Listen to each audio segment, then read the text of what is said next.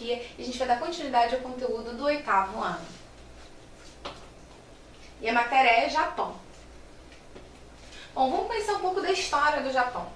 O Japão ele tem uma civilização muito antiga, né, milenar, e ela tem uma origem bastante remota, muito imprecisa. Mas alguns estudos vão indicar que a gente tem ocupação desse território, eles vão ser a partir do século III a.C., ou seja, era uma região que é ocupada há muito tempo. A gente faz uma brincadeira que o Japão pode ser muito recente quando a gente está pensando em questões geológicas, é uma formação recente. Mas quando você está pensando em questões históricas, você tem uma ocupação desse território bastante antiga, bastante secular. Isso vai gerar, claro, uma cultura com muitas características, muito tradicional e com elementos muito interessantes. Bom, o processo de unificação do Japão, ele teria acontecido em função da existência de uma dinastia que a gente está vendo, que é a dinastia Yamato. Ela vai configurar uma existência de um Estado centralizado. Por isso que a gente vai ter aqui, a partir desse momento, principalmente o seu auge no século VI, a existência de um poder que é centralizado. E a partir desse momento aqui, do século VI, você vai começar a ter a perda paulatina desse poder centralizado, dessa dinastia Yamato, para um processo de fragmentação com a existência de um poder local, né, dos chefes locais. Também vai ser tipicamente vai acontecer com o Japão, né, um poder mais feudal, mas antes você tem a existência de um poder mais concentrado nessa região que a gente vê aqui em vermelho, que corresponde à área que foi de ocupação da dinastia Yamato. Bom, no século VI, os conflitos e disputas locais, né, vão perder espaço para a rearticulação dessa dinastia Yamato, que conseguiu promover mudanças e recuperar o governo monárquico. Então elas vão passar por um processo de diminuição do seu poder e depois rearticulação a partir do século VI. Algumas disputas na monarquia japonesa tornaram praticamente hegemônica durante uma fase de aproximadamente 1000 anos. Né? Então é uma dinastia que vai se manter na hegemonia por 1000 anos. Né? E nesse momento a gente pode destacar a existência dessa figura aqui, que é uma figura muito típica do Japão, que são os samurais. Os samurais, eles têm uma importância política, uma importância cultural muito grande no Japão também, tá? Então, tanto como agentes militares, como agentes políticos. Você vê que eles usam essa armadura, que é uma figura que vai representar bastante a cultura japonesa.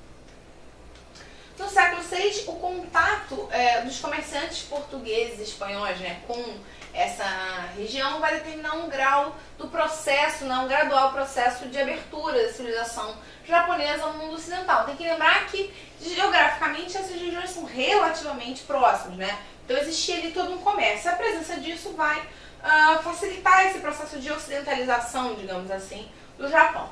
A ação dos mercados e clérigos jesuítas marcou um primeiro momento as transformações culturais que ganhariam mais espaço no Japão.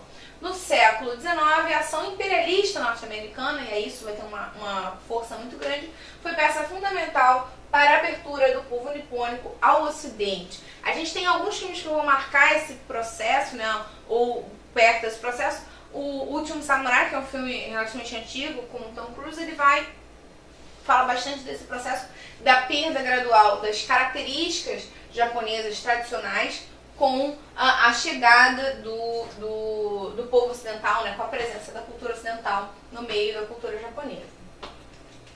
A abertura econômica forçada pelos militares, existe um processo muito traumático da pressão americana para a abertura dos portos japoneses.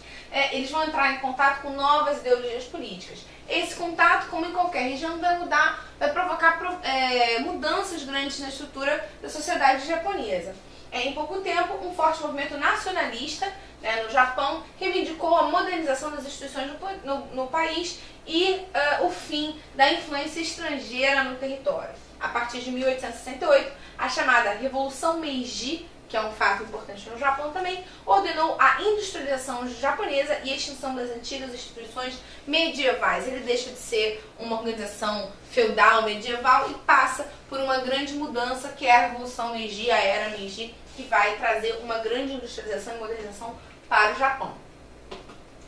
Curiosamente, em um curto espaço de tempo, os japoneses abandonaram a posição de nação subordinada ao imperialismo estrangeiro para se transformar em uma potência industrial promotora de tal política dominadora. Isso é uma característica muito interessante do Japão. Ele deixa de condição de sofrer essa influência, de sofrer essa pressão, esse marco, esse poder imperialista que vai acontecer também, inclusive, com a presença da China, né, também marca aí uma tensão, para se tornar uma grande nação inovadora. E apesar de todas as características japonesas que poderiam depor contra, como limitações territoriais, problemas geológicos, eles vão se configurar a partir desse momento como uma grande país inovador, e mesmo depois de todos os problemas da Segunda Guerra, eles vão continuar como um país com uma economia bastante desenvolvida. O auge dessa nova situação aparece nas primeiras décadas do século XX, quando o governo japonês se envolveu, né, nos conflitos da Primeira e da Segunda Guerra Mundial. Esses eventos vão ser muito marcantes, principalmente porque pós-Segunda Guerra Mundial, os Estados Unidos vai controlar o Japão e vai promover um acordo de paz, né, onde o Japão não poderia mais ter exército.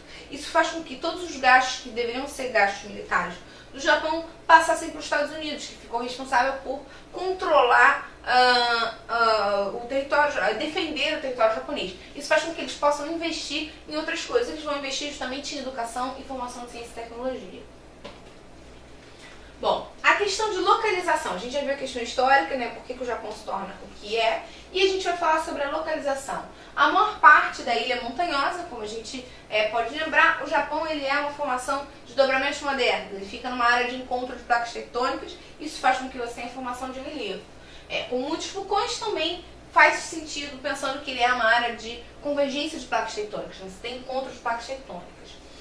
Como por exemplo os Alpes japoneses. Todo esse interior do Japão ele é bastante montanhoso. E o Monte Fuji, né, que é o pico. O país é um arquipélago de 6.852 ilhas, 7 cujas delas são as maiores, são Honshu, Hokkaido, Kyushu e Shikoku, que representam um conjunto de 97% do território nacional. Então a gente pode ver aqui que a gente tem algumas ilhas, a gente tem umas maiores aqui, e a gente tem essa função aqui, né? Você tem a Hokkaido aqui e tudo mais, são áreas bastante urbanizadas, como a gente vai ver, e estão muito próximas, eles estão muito próximos de áreas bastante interessantes. Por exemplo, é muito próximo da China, muito próximo da Rússia, próximo das Coreias, então a gente tem também a questão aí de uma tensão maior política, né? Tem aqui a parte do Oceano Pacífico, ele é banhado pelo Oceano Pacífico e pelo Mar do Japão. Bom, o relevo, como a gente já viu ali, ele é bastante montanhoso, ele é composto de 70% a 80% de florestas e de relevo montanhoso, e a cordilheira nesse centro aqui, tá? As principais ilhas e algumas planícies costeiras. Então, se o Brasil tem escudos cristalinos e bacias sedimentares, o Japão basicamente é formado por dobramentos modernos. Então, é um relevo com bastante altitude, o que vai caracterizar umas questões básicas aqui do Japão. Por exemplo, a gente tem aí uma limitação de áreas para serem povoadas, a gente tem uma questão de áreas de cultivo, né, que vai gerar, principalmente quando a gente pensa na população do Japão, alguns problemas de localização, né? Você não tem tanto espaço aqui assim para cultivar, né, para ocupar, né? A área acaba ficando mais confinada ainda. Bom, a montanha mais alta e o vulcão mais conhecido do Japão é esse aqui, que é o Monte Fuji, e ele tem 3.776 metros de altitude. Seu ponto mais alto fica no lago Hashirogata, 4 metros abaixo do nível do mar. Então a gente pode observar, isso aqui inclusive é um marco do Japão, ele acaba sendo muito importante como referência do Japão, né, como ponto turístico, né, como imagem mesmo do Japão. Bom, e pensando em solo, a gente pode ver que abaixo do solo do Japão a gente tem a existência de placas tectônicas, é uma área instável. Então você tem aqui a cisão de placas, aqui você tem a cisão de placas, isso faz com que eu tenha uma grande instabilidade. Claro que vai favorecer o relevo ser rochoso, como a gente viu no último slide, porque eu tenho a formação de novos materiais, principalmente quando eu tenho dois encontros de placa, um vai quebrar e aí eu tenho uma dobra. Essa dobra vai gerar um relevo com uma altitude maior. Como ele é um relevo recente, pensando em termos geológicos, isso vai fazer com que ele não tenha sido tão desgastado pelo clima. Então ele é mais alto e ele é menos desgastado.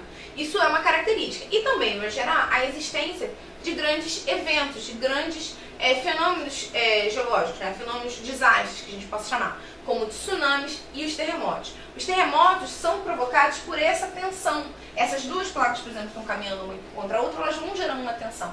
Essa tensão vai aumentando gradativamente até que chega um ponto que ela estoura. Quando essa tensão chega ao seu auge e ela colapsa, ela vai gerar um grande tremor. Se esse tremor acontecer numa área com água, né, vai gerar ondas na água também. E aí isso vai gerar o que a gente chama de tsunami. Então, a sociedade japonesa é bastante acostumada, entre aspas, com essa característica, porque eles se organizaram para esse tipo de fenômeno. Mesmo sendo um fenômeno recorrente, existe uma grande capacidade de recuperação dos japoneses por causa disso, né, em função disso, muito porque eles já se prepararam para isso, né? Eles já se acostumaram e já treinam para diminuir tanto os danos humanos, né, as perdas de vida, quanto também as perdas físicas, né, estruturais. Bom, como a gente viu, essa grande presença de encontros, ela vai acontecer em várias regiões, inclusive no Japão. Mas existe uma grande ocorrência nessas regiões no Pacífico. E a incidência desses contatos, desses sismos, desses vulcões, ele é o que a gente chama de área de círculo de fogo. E o círculo de fogo do Pacífico vai pegar várias áreas, inclusive a América Latina, parte dos Estados Unidos e também o Japão. Então a intensidade desses sismos, né, a presença de grandes sismos no Japão, ela é explicada porque eles ficam situados numa região que a gente chama de círculo de fogo do Pacífico. E aí explicam por que a gente tem tanta quantidade desse tipo de evento, tanto de terremotos quanto de tsunamis, e a existência de vulcões também estão bastante associadas à presença desses encontros de placas. Bom, eu espero que tenha ficado claro. Tchau!